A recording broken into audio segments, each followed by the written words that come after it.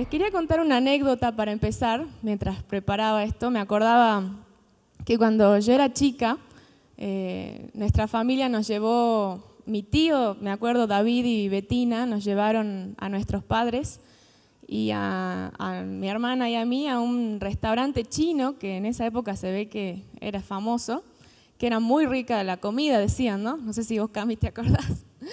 Y yo me acuerdo, yo no sé si era Cami o si era yo, que dijimos, no, a nosotros no nos gusta la comida. Entonces nuestros papás nos llevaban hamburguesas de McDonald's al restaurante.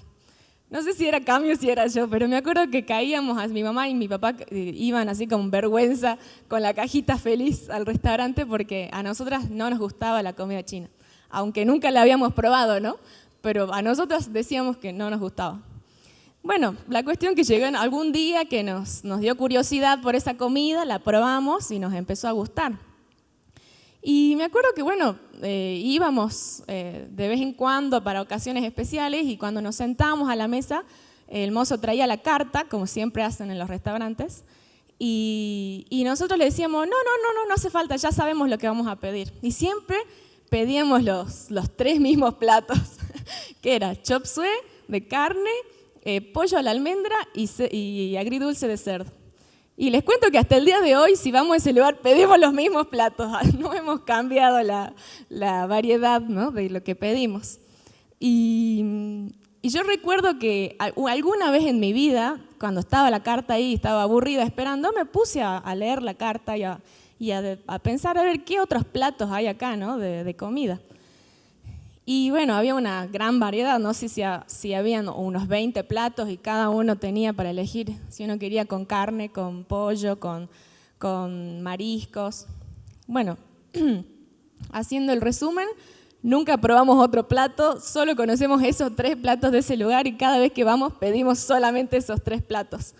Y yo pensaba que a veces como cristianos nos pasa un poco esto, ¿no? Ahora ustedes dirán cómo va a ser, Luciana, la comparación, pero yo creo que a veces nos pasa esto en el sentido de que nosotros pensamos que ya conocemos todo, quizás de la palabra, de las historias de la Biblia, o ya sabemos lo que nos vamos a encontrar cuando vamos a la iglesia el domingo.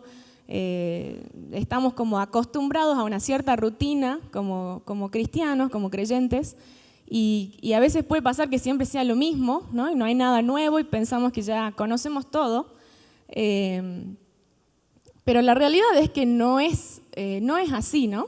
Puede parecer que ya conocemos todo y que ya no hay nada nuevo, o quizás, bueno, sabemos que puede ser que haya algo más, pero uno dice, Dios es grande, seguramente hay mucho más por conocer de Él, pero bueno, Dios me lo mostrará cuando Él quiera en algún momento, ¿no? Parecido como este restaurante, que nosotros ni siquiera miramos la carta de platos, simplemente vamos y decimos, queremos estas 3 cosas. Y a veces nos puede pasar así con Dios, ¿no? Que decimos, bueno, Señor, yo quiero que me ayudes en esto, que me bendigas en esto, te doy mi ofrenda, o te sirvo en tal cosa, me voy, cumplí como cristiano, ¿no? Y me puse a pensar, bueno, ¿por qué nos pasa esto, no? Si la Biblia nos dice lo contrario, la Biblia nos dice que Dios es eterno, que Dios es infinito, que Él hace milagros y prodigios, maravillas, cosas que ojo no vio ni oído yo, ¿no? Son las que Dios tiene preparados para los que le aman y los que lo buscan. Y yo me puse a pensar que yo creo que a veces son las distracciones de la vida, ¿no? Porque uno de lunes a viernes tiene cada uno su propia rutina, su trabajo, sus obligaciones, y cuando llega el fin de semana, bueno, uno también tiene obligaciones con los amigos, ¿no? Uno no se puede encerrar y decir, no te voy a ver, sino que uno tiene obligaciones y tareas y actividades para hacer. Y no son malas las distracciones, pero a veces pueden hacer que nosotros no busquemos a Dios.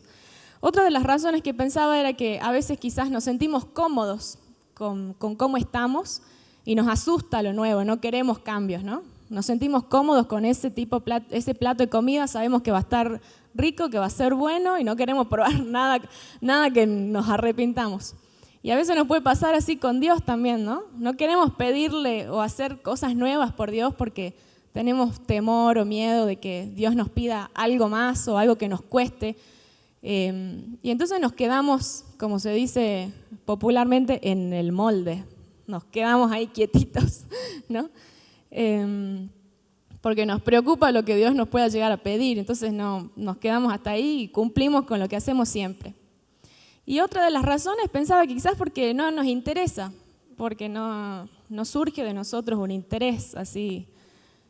A mí me gustaría, ¿no?, hacer algo, a mí me gustaría viajar, me gustaría probar una comida nueva. No tenemos el interés, simplemente. Y a veces no tenemos interés en Dios, no nos interesa, no nos parece interesante, valga la redundancia de la palabra, ¿no? ¿Por qué? Porque estamos satisfechos, estamos contentos y cómodos, como venía diciendo, ¿no? Así que bueno, yo pensaba en todas estas características que a veces nosotros tenemos como seres humanos que somos, y yo pensaba, bueno, voy a compartirles alguna palabra en esta mañana que logre, que mi objetivo, digamos, en esta mañana, que logre que usted se interese un poquito más, ¿no? Yo cuando uno les muestra una fotografía de una playa o de un hotel y uno dice, ay, qué lindo, a ver, mostrame, ¿dónde es eso? ¿No? ¿Y cuánto sale viajar allá? ¿Y qué tan lejos? Que uno se interesa, ¿no?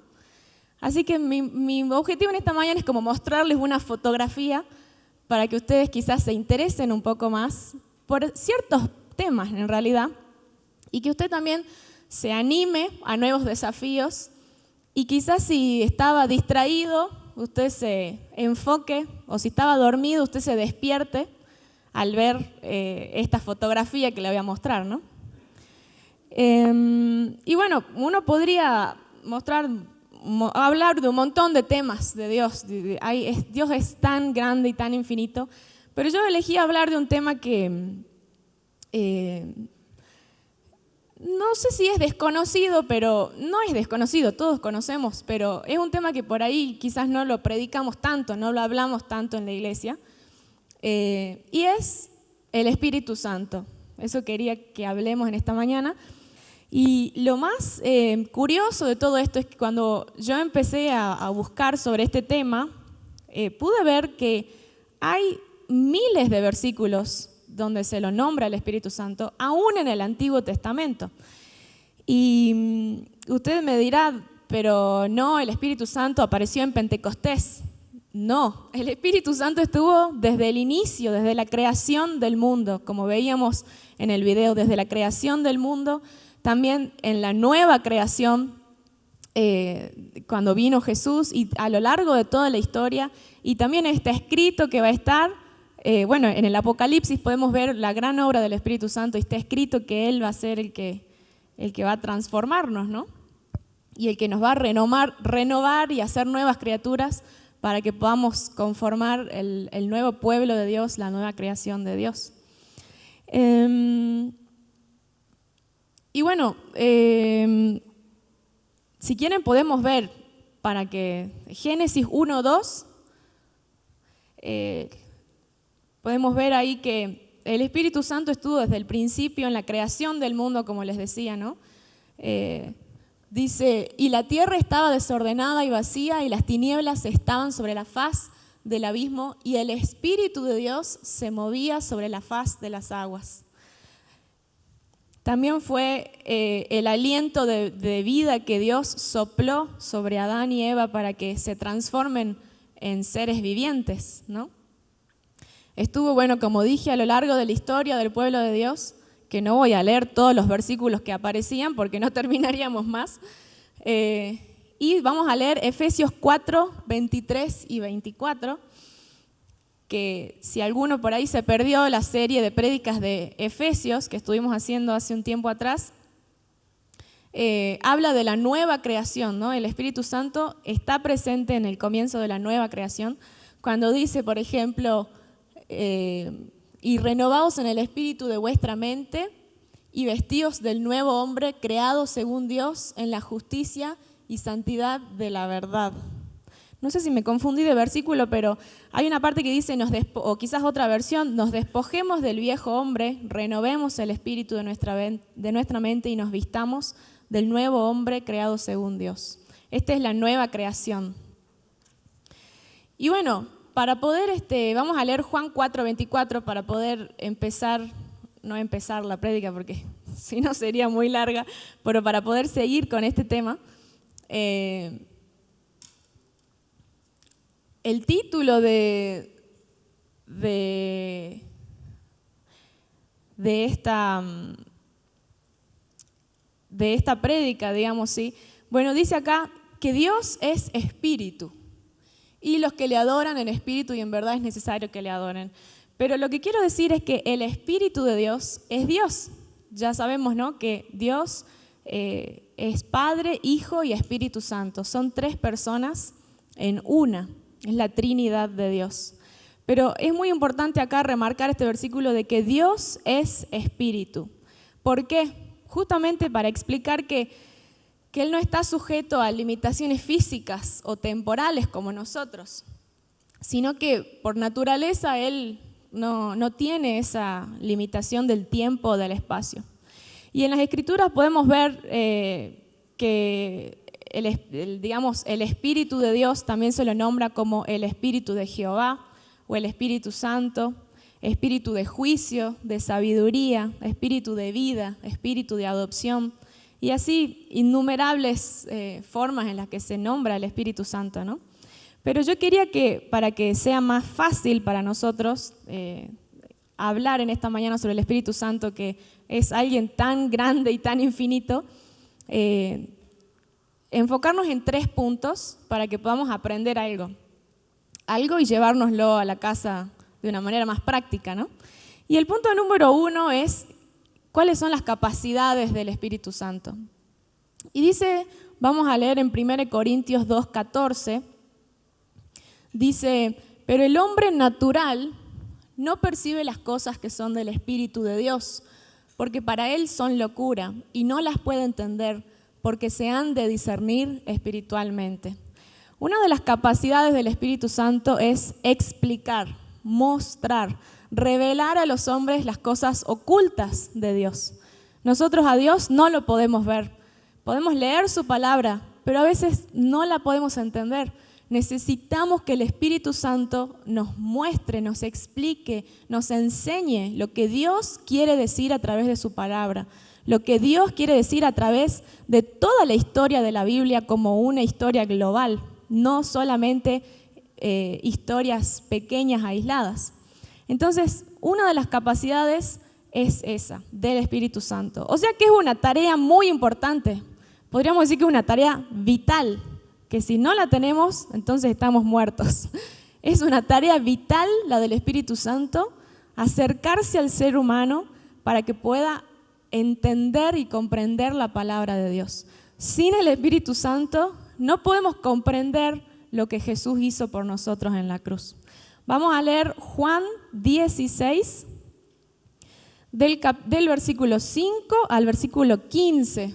Perdón, Sofía, ahí puse 13 al 15, pero vamos a leer entero el 16, del 5 al 15, que el título de este es La obra del Espíritu Santo. Si usted tiene ahí en su Biblia, puede ver o el subtítulo de ese conjunto de versículos es así. Dice, pero ahora voy al que me envió, está hablando Jesús, y ninguno de nosotros me pregunta, ¿a dónde vas?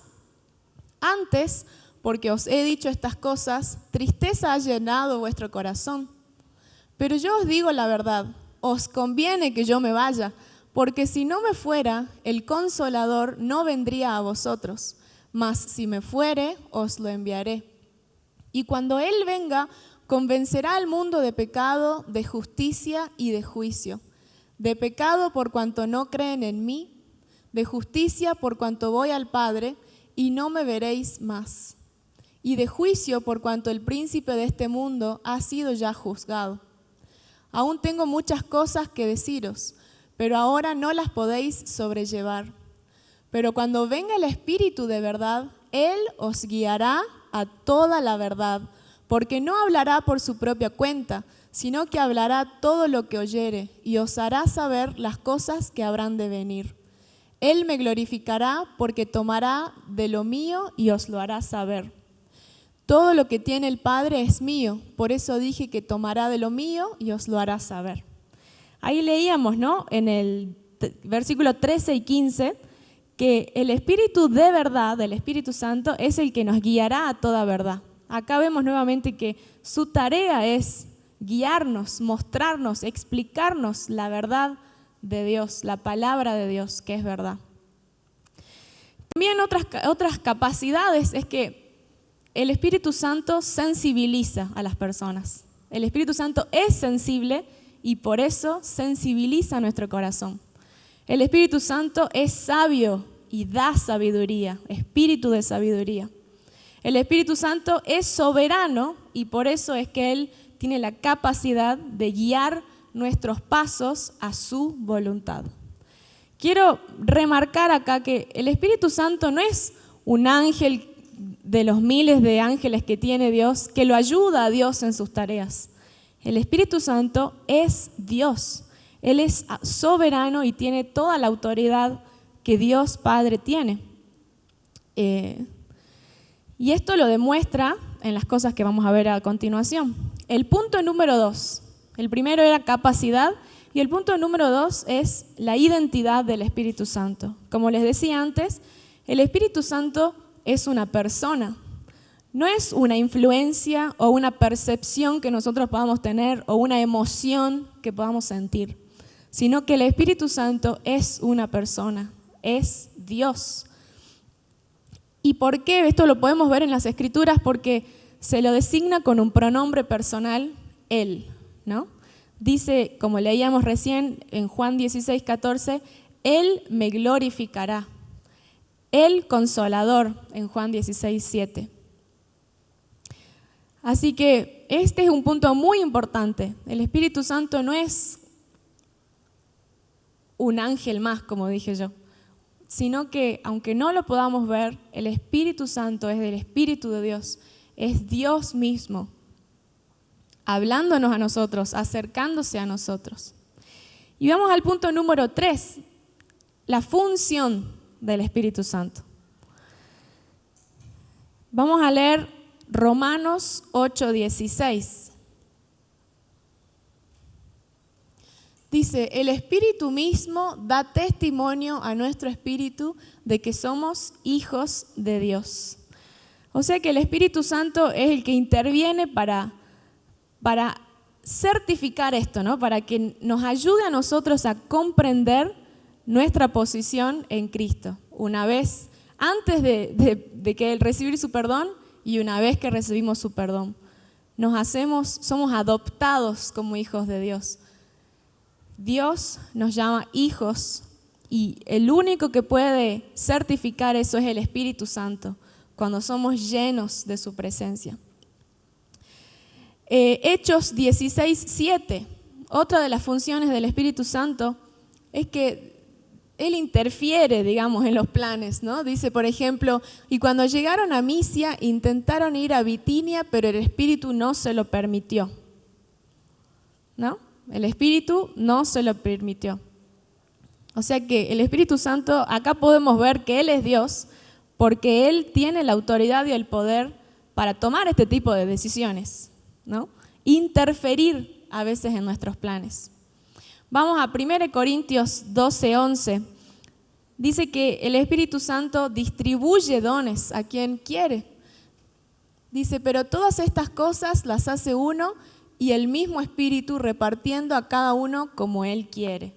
El Espíritu Santo es el que reparte los dones a la iglesia, ¿no? De profecía, de ciencia, de hablar en lenguas. Es el que produce milagros en la iglesia, de sanidades, milagros de provisión, milagros de protección. Y en Hechos capítulo 8, versículo 29 al 31, el Espíritu Santo también sabe quiénes buscan la salvación. Acá podemos ver en la historia, dice, y el Espíritu dijo a Felipe, acércate y júntate a ese carro. Acudiendo Felipe, le oyó que leía al profeta Isaías y dijo, ¿pero entiendes lo que lees? Él dijo, ¿y cómo podré si alguno no me enseñare? Y rogó a Felipe que subiese y se sentara con él. Esta historia, ahora la agarramos así aislada, pero uno podría hacer una prédica sobre esto. Y es la historia de Felipe, un discípulo que él estaba predicando y dice que escuchó que el Espíritu Santo le dijo, acércate a ese carro. Y en ese carro iba un hombre de Etiopía leyendo las Escrituras, y se le acercó y le dijo, ¿entendés lo que lees? Y el hombre del carro le dijo, ¿y cómo voy a entender si nadie me explica, ¿no? Y esa guía y dirección que recibió Felipe para acercarse a ese carro se la dio el Espíritu Santo. Él no podría por sí mismo haber pensado, bueno, a ver, voy a andar por acá, voy a acercarme por acá. No, el Espíritu Santo lo guió a hacer eso. O sea que el Espíritu Santo sabe quiénes buscan la salvación y guía a personas para que se puedan acercar y predicarle el Evangelio. Y vamos a Juan capítulo 6, acá no sé si me equivoqué, versículo 63. ¿Existe? Sí. Dice, el Espíritu es el que da vida, la carne para nada aprovecha. Las palabras que yo os he hablado son espíritu y son vida. El Espíritu Santo da vida, vivifica para vida eterna. Sin el Espíritu Santo no podemos hacer nada, ¿se da cuenta? Con todo lo que hemos leído. A veces hablamos mucho de las obras que Dios hace o de las obras que Jesús hace y no hablamos tanto del Espíritu Santo. Es como no lo tenemos tan, quizás, tanta comprensión en nuestra mente, quizás nos olvidamos de hablar de Él, ¿no? Pero el Espíritu Santo está en todo momento. En cada palabra que Dios habló a tu vida, fue el Espíritu Santo hablándote. En cada milagro que viste en tu vida, fue el Espíritu Santo moviéndose en tu vida y haciendo esos milagros.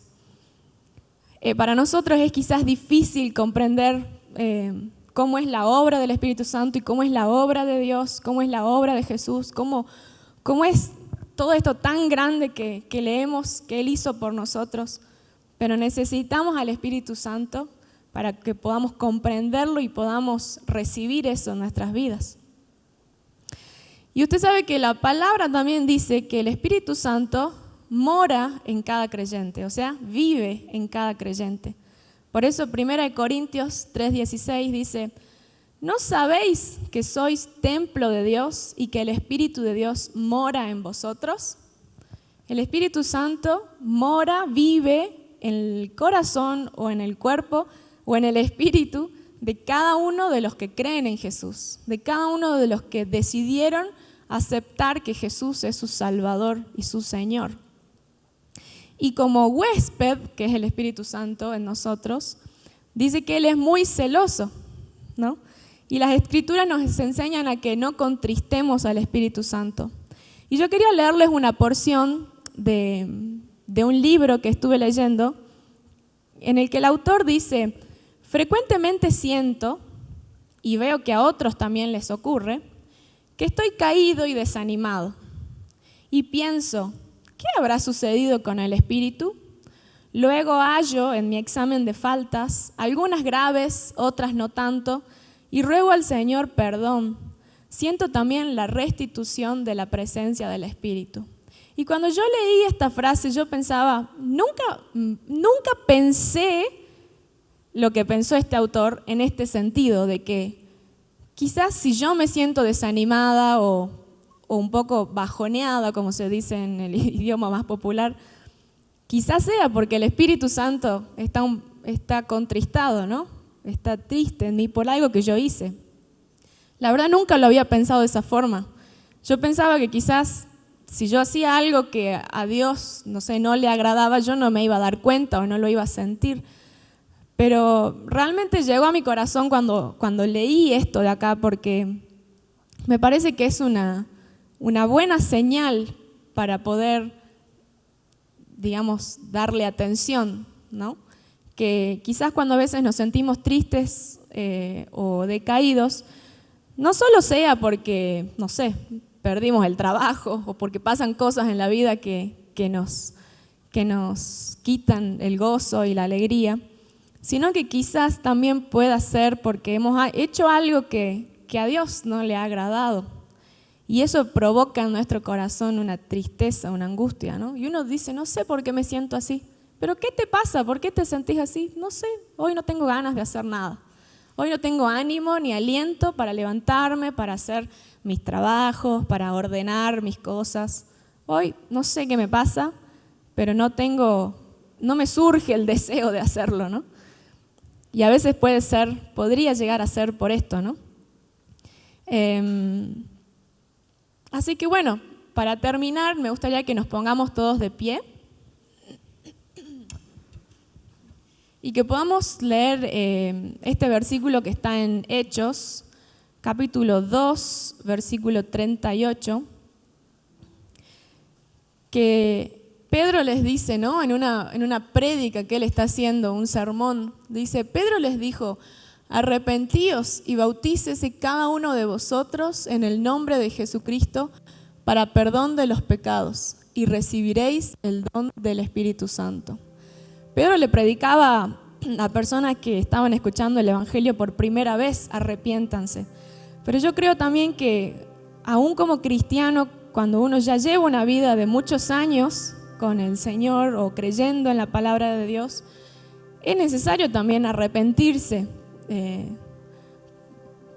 a diario, podríamos decirlo, o cuando cada uno quizás sepa o piense que ha cometido alguna falta que a Dios o que al Espíritu Santo especialmente no le ha agradado mucho, ¿no? Así que bueno, podríamos hablar muchísimo más sobre el Espíritu Santo. Esto es solo una pequeña fotografía de un pequeño cuadro que yo les puedo mostrar sobre el tema del Espíritu Santo. Podríamos estudiar muchísimo más y durante años, quizás no un año, sino varios años, aprender sobre la obra del Espíritu Santo en las Escrituras y sobre la obra del Espíritu Santo en la vida de las personas a través de libros que podamos leer o de experiencias que podamos escuchar de gente conocida, de gente cercana. Y a mí me ha pasado un poco eso personalmente en mi vida, que yo siempre escuché historias, ¿no? De mis padres, de mis abuelos, o las leí en algún libro y escuché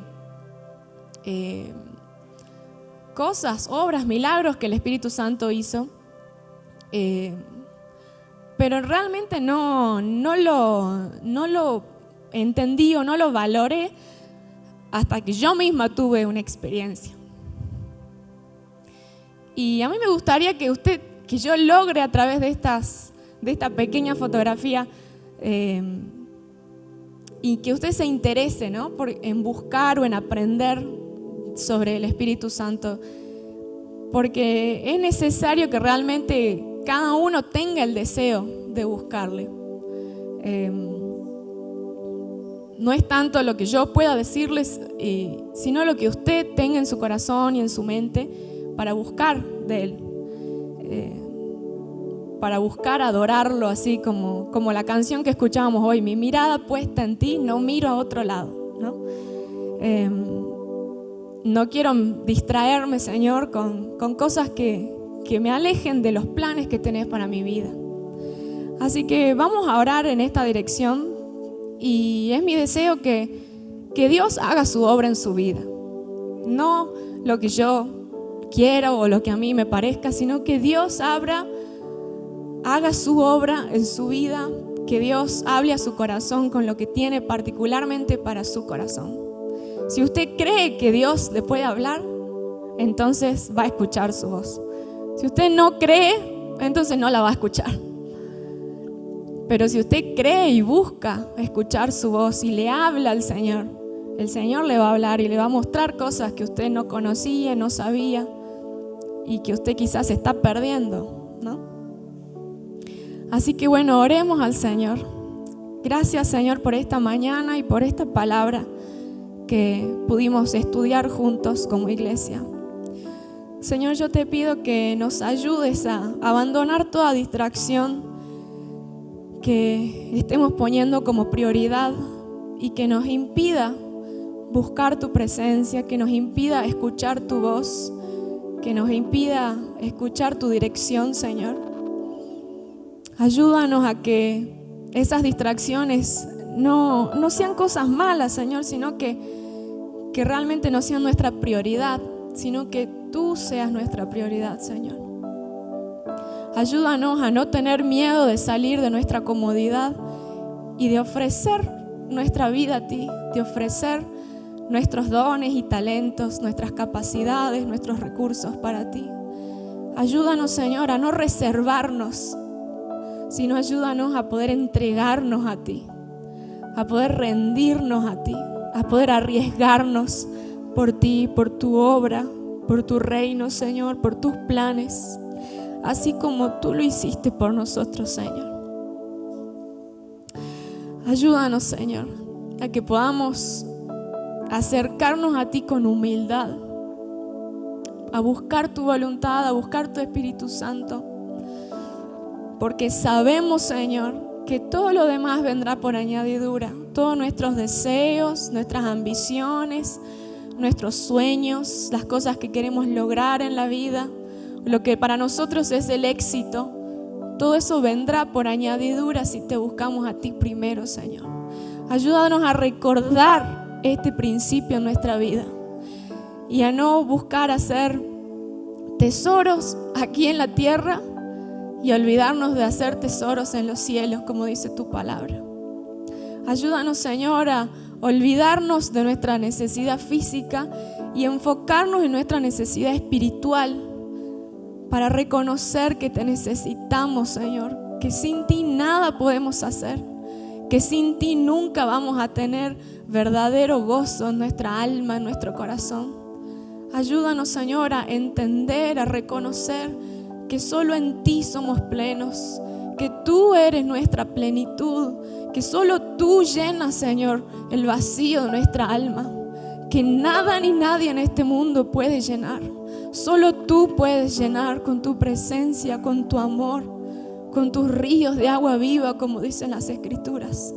Solo tú puedes saciar nuestra alma, Señor, porque fuimos creados para vivir contigo en comunión, para que nuestra alma esté pegada a ti, como dice la canción, para que podamos vivir en comunión contigo, Señor. Tú en mí y yo en ti, como dicen otras canciones también.